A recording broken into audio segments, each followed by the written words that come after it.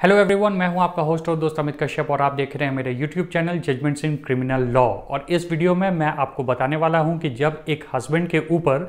Court के द्वारा maintenance बांध दिया जाता है तो वो कौन से चेंज ऑफ सर्कमस्टांसेस होते हैं या बदली हुई परिस्थिति होती है जिसके अंतर्गत उस मेंटेनेंस को हस्बैंड कम करा सकते हैं या फिर खत्म भी करा सकते हैं। सो लेट्स स्टार्ट दिस वीडियो। और अगर मेरा ये वीडियो आपको पसंद आए तो इसे लाइक करना ना भूलें, और अगर आप मेरे चैनल पे नए हैं then don't forget to subscribe my channel and don't forget to press the bell icon to get all the latest notification of my videos. So let's start this video.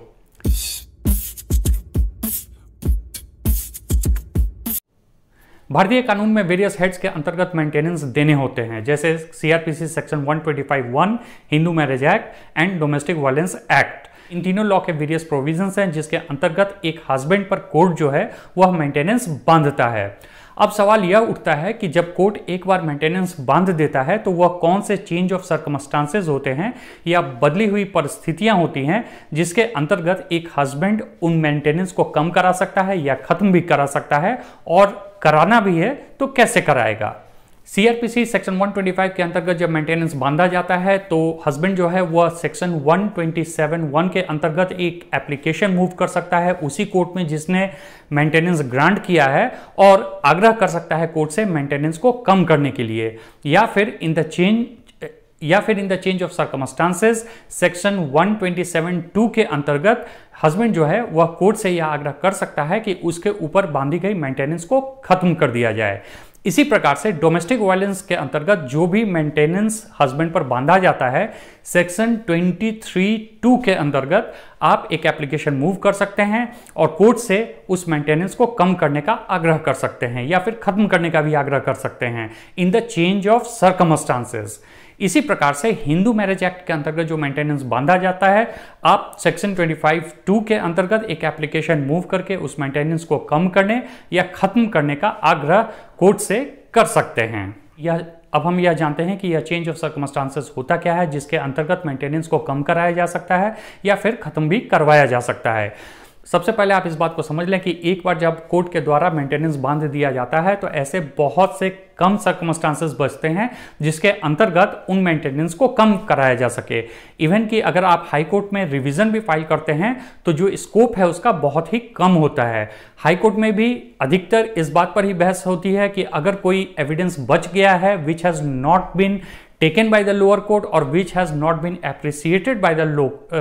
the lower court, generally इस परिस्थिति में ही high court भी बांधे गए maintenance में interfere करता है। तो अकॉर्डिंग टू माय ओपिनियन सिर्फ ऐसे दो हेड्स हैं जिसके अंतर्गत मेंटेनेंस को आप बिल्कुल कम करा सकते हैं। पहला, if there is a major setback in your source of income, जैसे आप अगर नौकरी करते हैं तो आपकी नौकरी चली गई है, अगर आप बिजनेसमैन हैं, आप बैंकरप्ट हो गए हैं, या फिर बहुत बड़े कर्जे में डूब चुके हैं और आपकी सोर्स ऑफ इनकम बिल्कुल ठप पड़ चुकी है, आप कोई दुकानदार हैं, आपकी दुकान बिक गई है, या फिर सोर्स ऑफ इनकम जो भी है वह बिल्कुल ठप पड़ चुका है। समझने वाली बात यह है कि जब मैं बात कर रहा हूं सोर्स ऑफ इनकम की तो एक सिंपल इंक्रीमेंट न मिलना या बोनस न मिलना एक ग्राउंड नहीं हो सकता है कि आपके मेंटेनेंस को कम कर दिया जाए। There should be a major setback in your source of income, जैसे कि आपका नौकरी चला जाना, और कोई भी ऐसा कारण जिससे आपका सोर्स ऑफ इनकम पूरी तरह से रुक जाए या बिल्कुल ही कम हो जाए,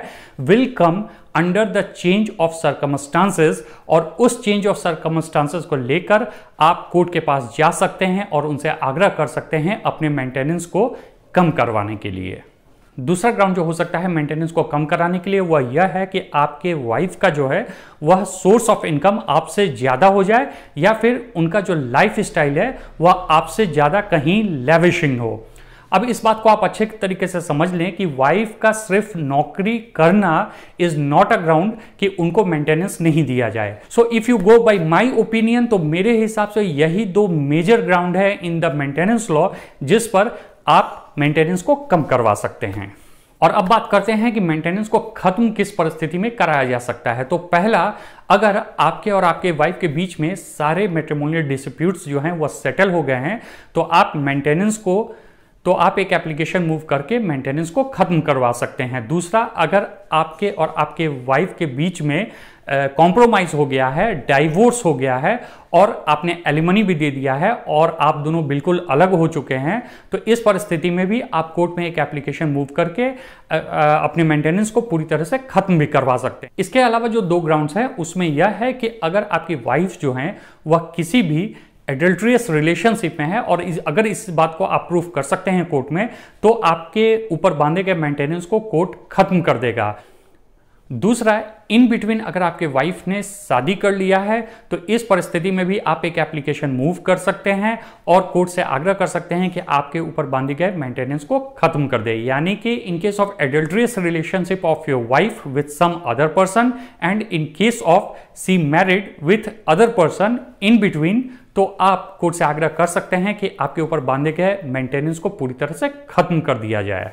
तीसरा, कि अगर आपको अपने किड्स को भी मेंटेनेंस देना पड़ रहा है तो आपका लड़का जब तक मेजर नहीं हो जाता है तब तक ही आपको मेंटेनेंस देना है। As soon as he attend the age of majority, तो फिर आप एक एप्लीकेशन मूव करके उस मेंटेनेंस को रोक सकते हैं। और जहां तक आपकी बेटी का सवाल है, तो सीआरपीसी सेक्शन 125 के अंतर्गत अगर आप वो मेंटेनेंस दे रहे हैं तो उनके मेजर होने पर आप कोर्ट में एक एप्लीकेशन मूव करके सेक्शन 125 के अंतर्गत मिलने वाले मेंटेनेंस को रोकने का आग्रह कर सकते हैं। हालांकि बेटियों को हिंदू लॉ के अदर प्रोविजंस के अंतर्गत मेंटेनेंस लेने का अधिकार है जब तक कि उनकी शादी ना हो जाए, लेकिन यह एक अलग विषय है, इसे किसी दिन अलग से मैं आपको बताऊंगा। आशा करता हूं मेरा यह वीडियो आपको पसंद आया होगा। Thanks for watching.